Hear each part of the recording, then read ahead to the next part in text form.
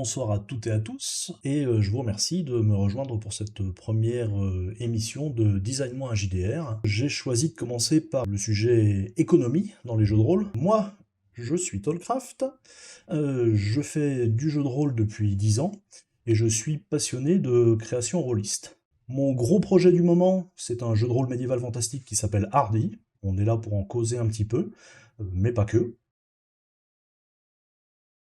Hardy, c'est un jeu de rôle Medfan qui se démarque des autres par son approche, à la croisée de l'OSR et de Donjons et Dragons 5. Je voulais qu'il offre une grande liberté aux joueurs et joueuses, mais qu'il soit très carré et cadré pour les meneurs de jeu. Et également sur son ton, que je qualifie d'héroïsme gritty. Vous incarnez des héros en devenir, mais par contre qui ne sont pas à l'abri d'une blessure mortelle s'ils font n'importe quoi. Si je fais cette vidéo aujourd'hui, c'est parce que je voulais m'attarder sur l'aspect économique du jeu. Et plutôt que juste vous présenter uniquement mon jeu, je me suis dit que je pourrais élargir un peu le sujet et parler des systèmes économiques en jeu de rôle de manière plus générale, histoire que cela puisse servir au plus grand nombre. Alors, quelques remarques préliminaires. Ma première considération, ce sera le game design. Donc les éléments que j'aborde, les informations que je vais vous donner, le sont avec cette considération première en tête. Je n'ai pas prétention à donner des informations historiquement correctes, économiquement justes. Je suis ni économiste ni historien. Le plan de cette vidéo, la première partie est généraliste et présente ce qu'est un système économique.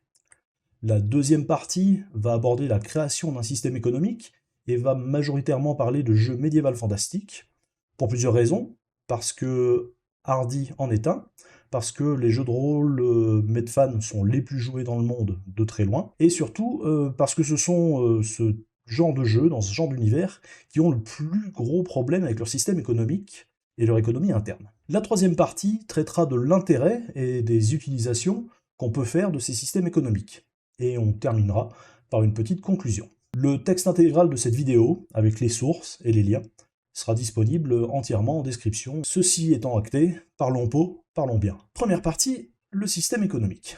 Un système économique, qu'est-ce que c'est? Comme dans la vraie vie, c'est le système qui soutient l'économie de votre univers de jeu. Ça comprend donc les monnaies utilisées, qu'elles soient matérielles, donc comme les monnaies intrinsèques. Les monnaies intrinsèques, ce sont des pièces de métaux rares qui valent leur poids en métal. Leur valeur est déterminée par le poids de métal rare qu'elles contiennent. Il y a également des monnaies fiduciaires, ce sont des pièces ou des billets dont la valeur est fixée par la confiance commune que la société porte en eux et dont la valeur est inscrite sur cette monnaie. L'euro, le dollar sont des monnaies fiduciaires. Et également des monnaies qui sont immatérielles, les monnaies scripturales. Le bon exemple, ce sont les chèques, les virements bancaires. Un système économique, ça fixe également les prix des biens et des services, et également les salaires. Le système économique, la première question qu'on peut se poser, c'est est-ce que c'est nécessaire? Eh bien non, ça dépend fortement du jeu et de l'univers de jeu. Même s'il existe dans l'univers, le système économique peut être plus ou moins présent,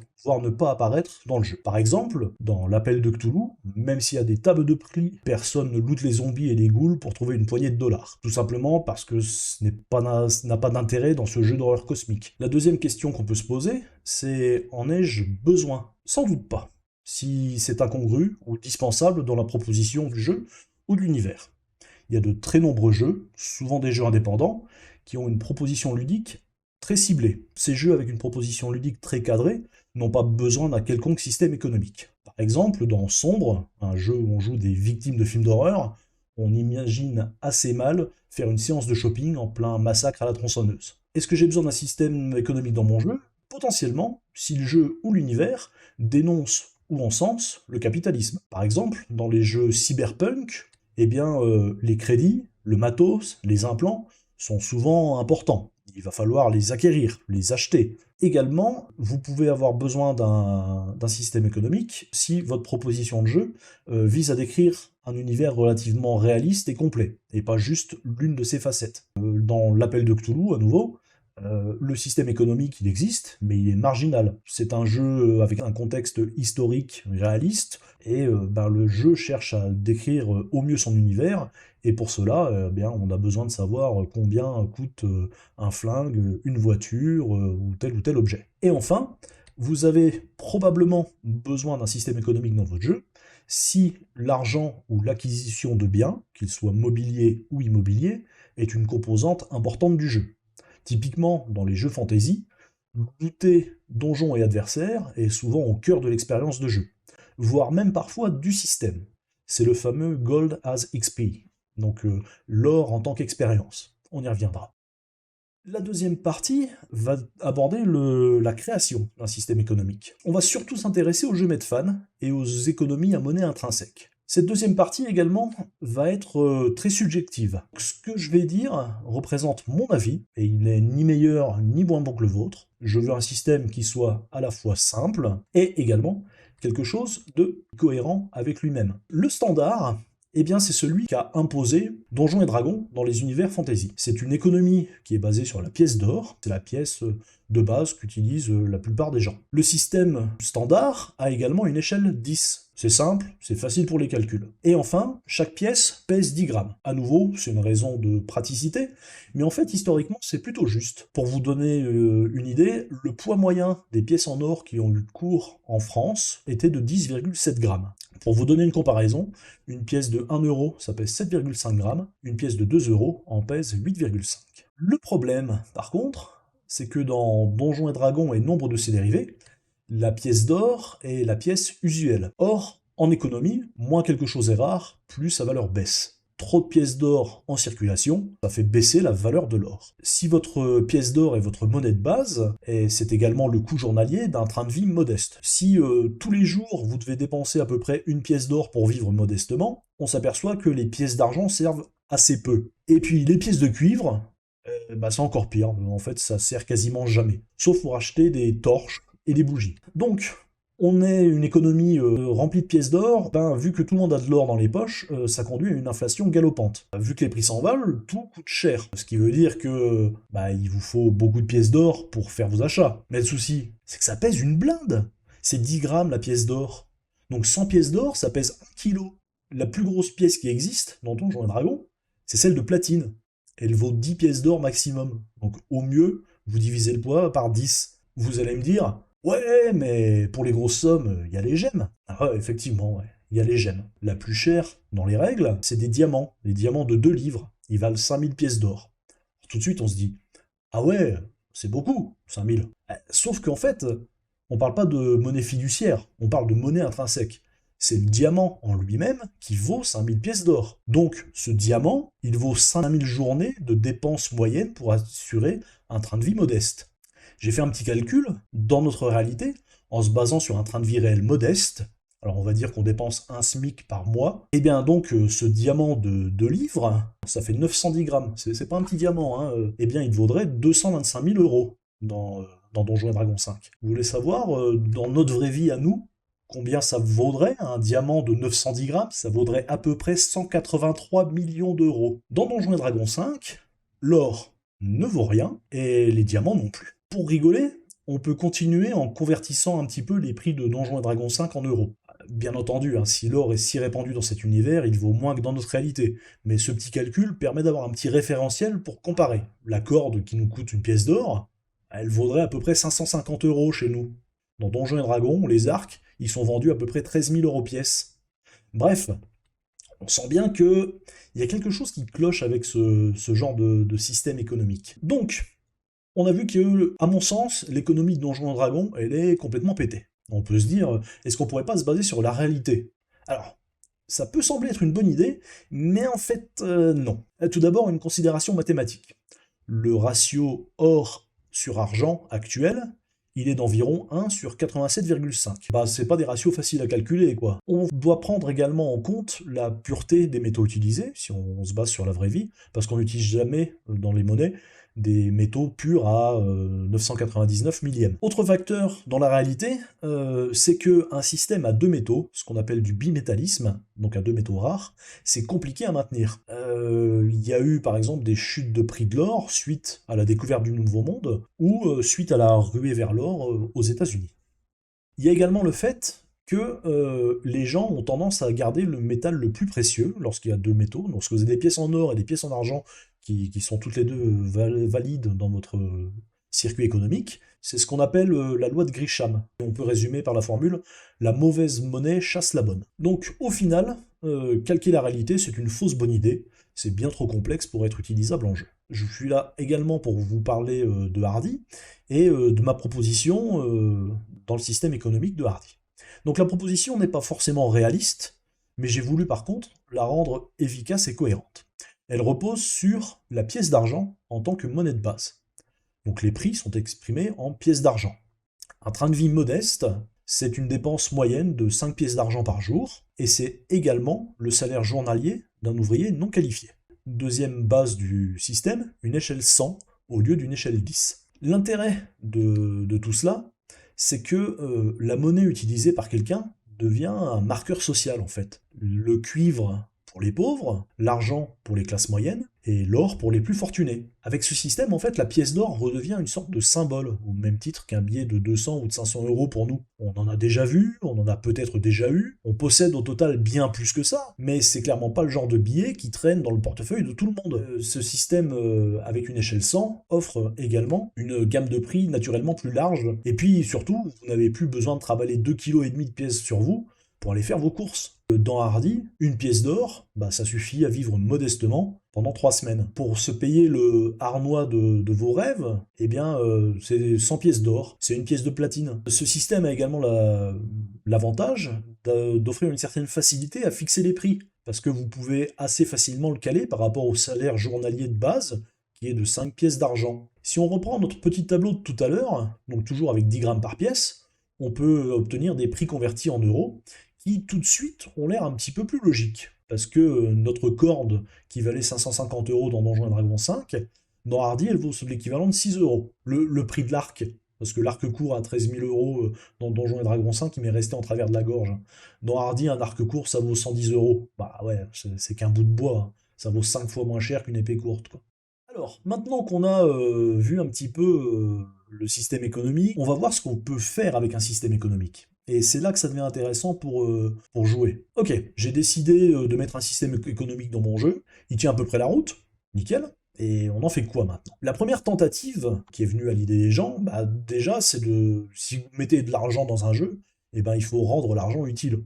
Typiquement, ça va vous permettre d'acheter ou de vendre des biens et des services. Pour cela, il y a besoin d'une table de prix. Ces tables de prix, elles sont souvent indispensables, parce que si vous n'en mettez pas, ça veut dire qu'à peu près tout a la même valeur. Ou alors que c'est au MJ de se dépatouiller pour fixer à la volée des valeurs comme ça. En contrepartie, plus cette liste de prix est longue, plus ça devient laborieux de l'utiliser, et puis surtout de tenir les comptes. On abandonne généralement assez rapidement ces petits calculs de petites dépenses.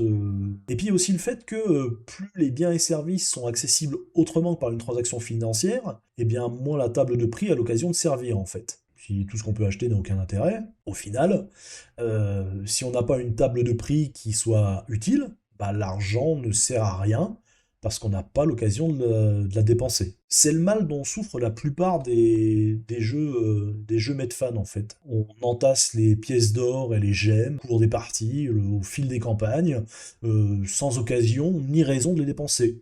À part peut-être de temps en temps une potion de soin parce que personne nous en a filé et qu'on est à sec. Bref, une fois qu'on a amassé des fortunes, on se dit ouais, on va acheter un manoir, un donjon, un domaine, un château. Et ça, c'est quand la campagne ne vous le donne pas gratuitement en récompense de quête.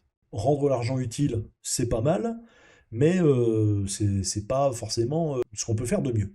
Deuxième chose qu'on peut essayer de faire, c'est rendre l'argent indispensable. C'est le fameux système Gold as XP. Qu'est-ce que c'est? En fait, ça revient à lier la progression des personnages à leur fortune sécurisée. Ça date pas d'hier, hein, ça. Les premières éditions de Donjons et Dragons utilisaient déjà ce système. Ce système, il a duré assez longtemps, en fait, parce que ce n'est qu'à la deuxième édition de Donjons et Dragons, en 1989, qu'on commence à chercher autre chose. En fait, c'est même la principale source d'expérience. En 1981, dans le D&D Basic Rulebook, écrit par Tom Moldvay, à la page 45, il dit que les personnages peuvent s'attendre à gagner les 3/4 de leur XP à partir de trésors. Donc, tout ça, c'est plutôt pas mal. On se dit, ouais, au moins comme ça, l'or est indispensable. Et puis, en plus, pas besoin de tomber dans le massacre de monstres. On va plutôt chercher à éviter le combat, éviter les monstres, tout en pillant leur donjon. Ça rend vraiment l'or indispensable, et le souci, c'est que ça rend l'or beaucoup trop indispensable. Le principal problème en fait du Gold as XP, c'est que il rend l'or indispensable pour les joueurs et les joueuses, mais pas pour leurs personnages en fait. C'est les joueurs et joueuses qui ont besoin d'or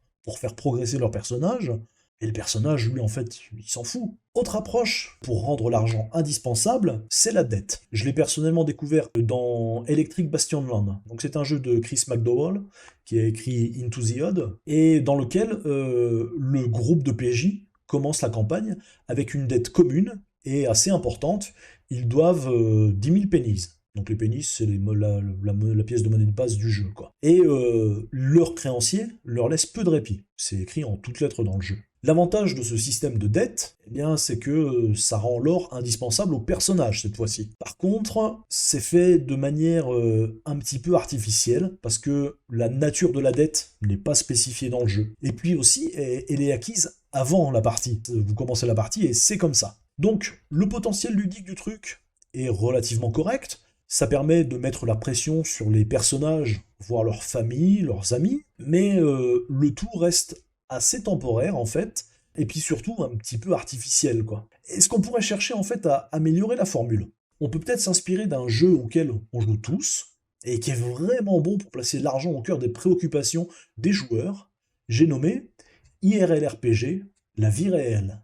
Est-ce qu'on pourrait pas chercher en fait à rendre l'argent naturellement indispensable? Parce que dans une société où l'argent existe, pour mener une vie classique, il faut dépenser de l'argent chaque jour pour assurer son confort ou sa survie. C'est également le moyen privilégié pour acquérir des biens ou des services. Et donc, il vous faut gagner régulièrement de l'argent. Comment est-ce qu'on pourrait chercher en fait à gamifier ces faits pour qu'en jeu, ils soient simples à utiliser et ludiquement utile. La première chose que je propose pour rendre l'argent naturellement indispensable, c'est ce que j'ai appelé le train de vie. C'est une dépense qui est effectuée seulement dans les endroits civilisés. Cette dépense est propre à chaque aventurier, elle est journalière, et ça couvre tous les besoins courants de l'aventurier, du personnage en fait. Hébergement, repas et boissons, entretien, donc lavage, lessive, coiffeur, maintenance du matériel.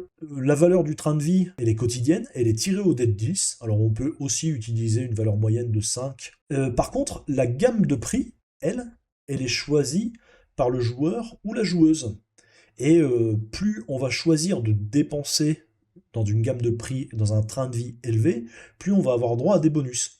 Donc par exemple, le train de vie normal, c'est le train de vie modeste. Il vous coûte un des 10 pièces d'argent par jour. Vous pouvez choisir d'opter pour un train de vie prospère. Et dans ce cas-là, on multiplie par 5 la valeur du dé de 10. Qu'est-ce que ça fait? C'est que ça vous offre un petit bonus de PV. De la même façon, donc, si vous choisissez de vivre une vie de quelqu'un d'aisé, cette fois-ci, vous allez dépenser entre 10 et 100 pièces d'argent chaque jour, mais vous avez un bonus de 10 PV et également un petit bonus de charisme. Ça incite les joueurs à dépenser leur argent pour assurer un train de vie de plus en plus élevé. Ce jet de train de vie peut également faire avec l'avantage ou avec le désavantage, s'ils s'amusent à payer des tournées au bar. Et enfin, le petit système de train de vie aide à gérer ce que j'appelle de la fictionnette. C'est des petits moments ou des petites intrigues. Par exemple, si tout le groupe fait un petit jet de train de vie, c'est peut-être parce qu'un inconnu au bout de la salle a payé leur consommation. Et dans ce cas-là, peut-être qu'ils vont aller lui parler, et ça va peut-être, vous voyez, lancer une nouvelle piste, une nouvelle quête, une nouvelle demande. J'ai dans le jeu écrit 4 tables avec 6 entrées qui fournissent des idées dans ces cas extrêmes, lorsque tout le groupe paye beaucoup ou très peu, ou bien qu'un joueur parmi tout le groupe paye beaucoup alors que les autres payent moyennement, ou qu'un joueur paye très peu alors que les autres ont des dépenses moyennes. Donc, l'avantage de ce petit système de train de vie, c'est qu'il impose une dépense quotidienne, qu'il gère les petites dépenses fastidieuses et courantes en un seul jet. Et donc, ça génère un petit peu des petites histoires. L'inconvénient de ce système, c'est son approche un petit peu iconoclaste. Donc, on fait le jet de train de vie d'abord, ensuite, on décide de la fiction en fonction des résultats. Le potentiel ludique est relativement bon, en fait, parce que ça rend l'argent, si ce n'est nécessaire, au moins désirable pour le personnage, mais par contre, pas du tout pour le joueur ou la joueuse, qui lui peut tout à fait se contenter de jouer un clodo à 7 sans trop d'inconvénients. Il a également l'avantage d'offrir un rendu assez réaliste, parce que tout simplement on a besoin d'argent pour vivre tous les jours, et ce sans avoir à compter chaque petite dépense, c'est juste un jet par jour. Deuxième chose, c'est l'obsolescence programmée. Pourquoi est-ce qu'on achète des trucs? De un, parce que ça nous fait envie, et de deux, pour remplacer ce qu'on ne peut plus utiliser. Ça va se traduire dans le jeu par une gestion simple de l'usure du matériel. Les armes et les armures ont une note de qualité qui est sur 10, c'est une note sur 10, sachant que 5 c'est déjà beaucoup. Comment fluctue cette note? Eh ben tout simplement en cas de critique. Lorsque vous faites un échec critique en attaque, eh bien votre arme perd un point de qualité. Tout simplement parce que au lieu de taper sur le mec d'en face, il a paré votre coup et puis c'est le mur que vous avez tapé. De la même façon, si vous avez subi un coup critique, c'est votre armure qui perd un point de qualité. Un objet à 0 point de qualité est détruit irrémédiablement. Par contre, il est tout à fait possible de réparer les objets pour leur redonner des points de qualité perdus. Et à nouveau, ça se paye. Autre chose assez importante, c'est de proposer à l'achat du bon matériel. Du matériel qui donne envie d'être acheté. Du matériel qui, par sa haute qualité, va durer longtemps. Des armes de maître qui vont proposer des bonus, mais qui par contre seront très chères. C'est une arme qu'on a envie d'acheter. Parce que l'autre truc qu'il faudrait faire, c'est de limiter les armes et les armures qui sont lootables ou trouvables. Si dès que vous ouvrez le moindre donjon, le moindre coffre, vous trouvez une épée plus 2, plus 3 ou plus 10, jamais vous allez acheter du matos en fait. Pour que les PJ ne puissent pas se reposer uniquement sur le loot, il faut faire en sorte que le matériel trouvé soit du matériel de piètre qualité. Et c'est relativement logique de ne pas pouvoir récupérer une armure sur un adversaire qu'on vient de tuer.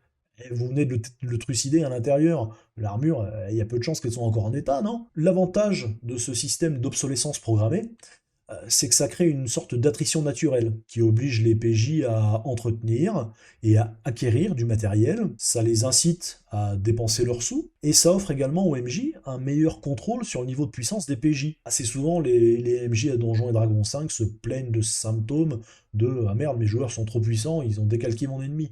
Arrêtez de leur donner des armes puissantes, vendez-les leurs. Et j'ai pas dit magique, hein, des armes juste efficaces, des meilleures que du matériel de base. Le petit inconvénient, c'est que ça demande de gérer la qualité du matériel. Le potentiel ludique donc, est moyen, il incite à prendre soin de son matériel, et puis à trouver et à dépenser de l'argent pour en acquérir du meilleur. Par contre, au mieux, ça débouchera sur quelques scènes de négociation de prix. Autre petite chose que je propose, pour rendre l'argent naturellement indispensable, c'est l'aide extérieure. En fait, c'est tout simplement d'embaucher les hommes de main. Plus vos PJ sont héroïques, moins ils ont besoin d'aide extérieure, en fait. J'ai fait en sorte que les ennemis soient redoutables dans Hardy lorsqu'ils sont très nombreux ou très grands.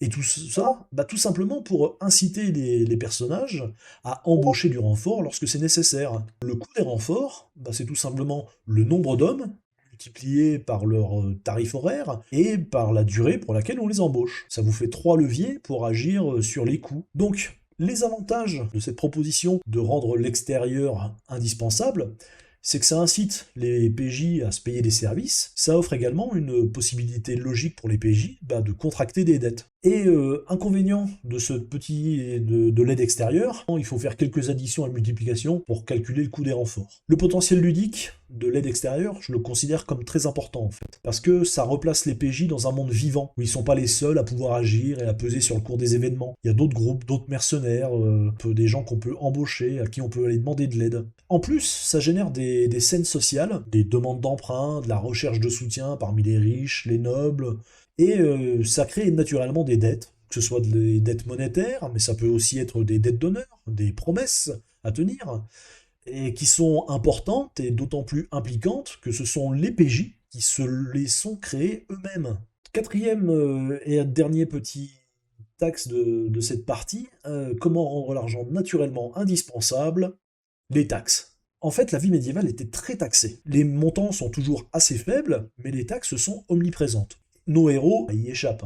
Par contre, il y a quand même des taxes qu'on peut leur appliquer. Ah ouais, tout ce qui est péage sur les grandes routes. Les ponts également, il y a des péages dessus systématiquement. Il y a des péages à l'entrée des grandes villes. Donc des petites taxes à chaque fois, mais des taxes un petit peu partout. Ma proposition, c'est de marquer le coup de manière assez simple. Une pièce d'argent par personne par jour de voyage. Avantage de ce système, c'est que ça crée une petite source de dépenses naturelles. Petit inconvénient de ça, c'est que ça demande de gérer les taxes à chaque déplacement. Le potentiel ludique de tout ça est assez faible, parce que bah, c'est surtout une nouvelle couche de dépenses obligatoire pour les PJ, ça ajoute une petite touche de réalisme à l'univers, mais donc je voulais faire en sorte que, en accumulant un petit peu toutes ces petites sources de dépenses, le train de vie, les taxes, le matériel à entretenir, à acheter, on arrive à une attrition assez naturelle et que les personnages aient réellement besoin d'argent tous les jours. En conclusion, l'intérêt d'un bon système économique, c'est de faire en sorte que l'argent en jeu de rôle ne soit pas quelque chose qui s'accumule sans but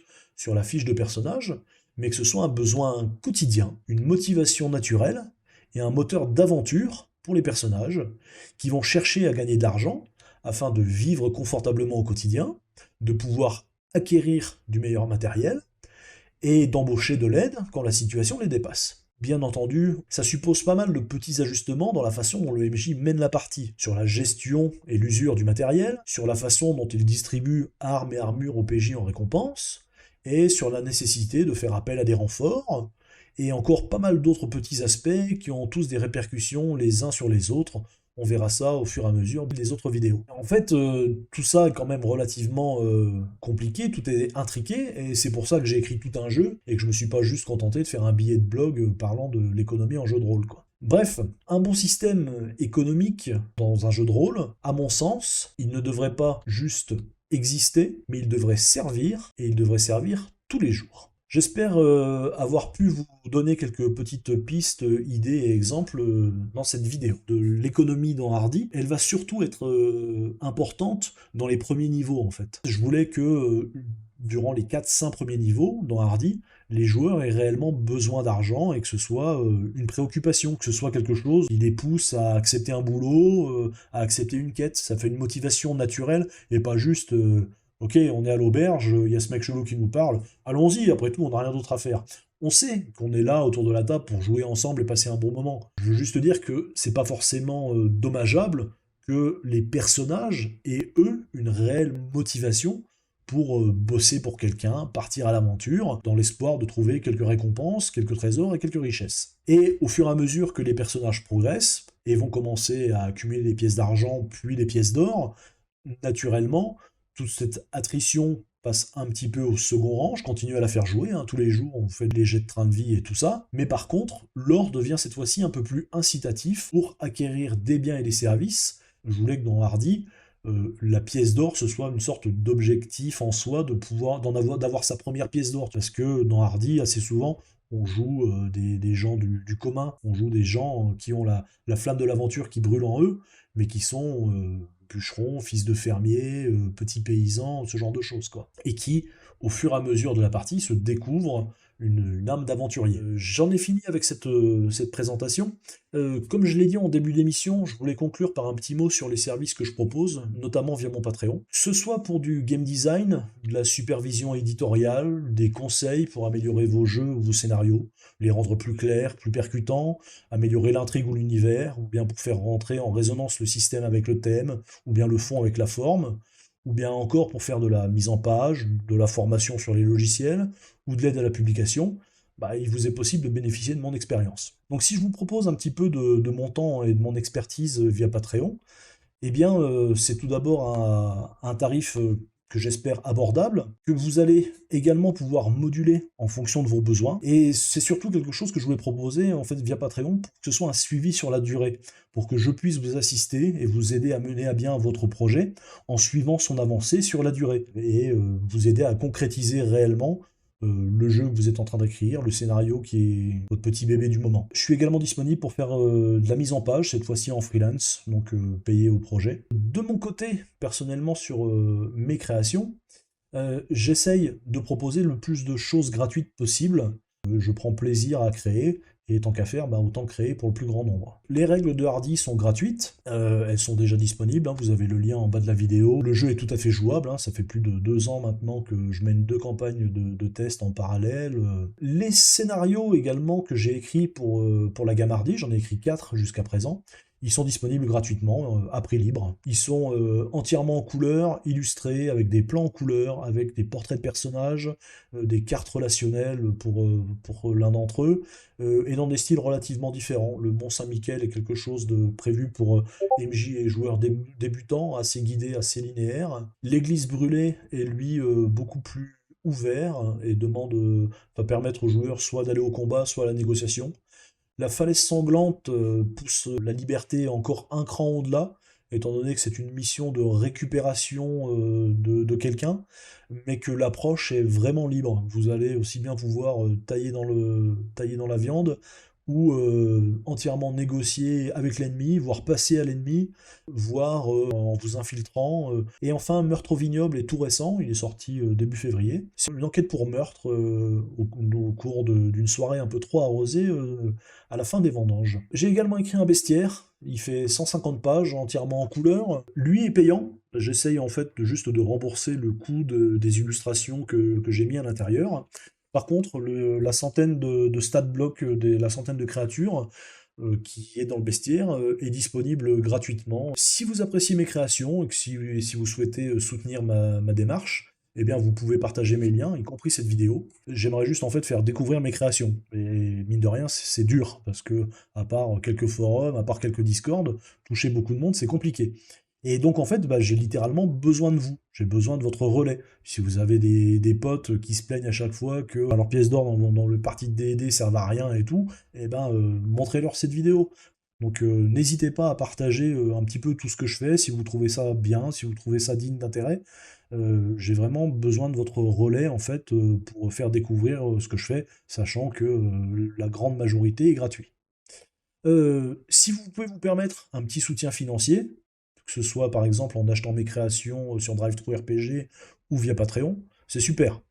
Pas besoin de vous saigner, hein. Si vous pouvez vous permettre l'équivalent d'un ou deux cafés par mois, c'est génial. Honnêtement, je préfère plein de petits soutiens qu'une poignée de gros. Si je passe une bonne partie de mon temps libre à créer des jeux et des histoires, c'est pour que le plus grand nombre puisse en profiter et découvrir ce loisir génial qu'est le jeu de rôle. Chaque euro gagné avec mes activités est réinvesti en fait pour payer des illustrateurs afin d'embellir mes jeux. Cette vidéo se termine. Je vous retrouve bientôt, le mois prochain normalement, avec un nouvel épisode de Design-JDR qui détaillera une nouvelle facette des jeux de rôle et de la façon dont j'ai abordé cet aspect dans Hardy, et vous proposer quelques pistes de réflexion sur le game design concernant cet aspect. J'espère que cette émission vous a plu, qu'elle vous aura été utile, et qu'elle vous aura fait découvrir ou envisager de nouvelles choses pour l'économie de vos jeux de rôle. Je vous dis à bientôt et soyez hardis.